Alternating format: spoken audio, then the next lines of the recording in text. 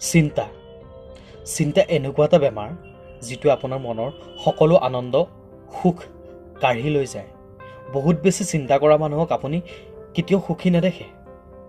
চিন্তা কৰি থকা মানুহৰ একো কথাতে আনন্দ নালাগে। এটা কথাকে চিন্তা কৰি কৰি দুখী হৈ থাকে। তেওঁ ভাবে যে সকলো কামৰ বোজা তেওঁৰ ওপৰতহে।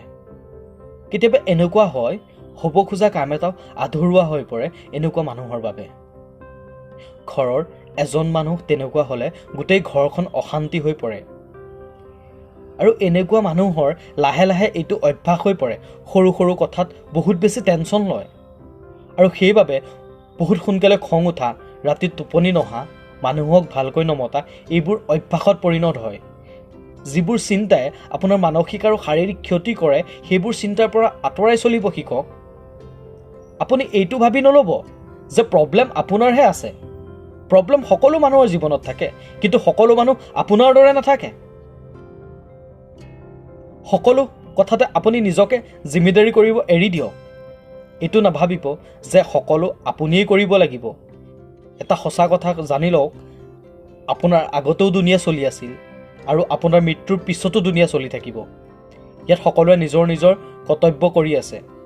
সেইকাৰণে ইমান চিন্তা কৰিবলগীয়া একো নাই। সুস্বাস্থ্য আৰু আনন্দমনে থাকক। আপুনি ঠিকা লৈ থোৱা নাই সকলো ঠিক কৰাৰ।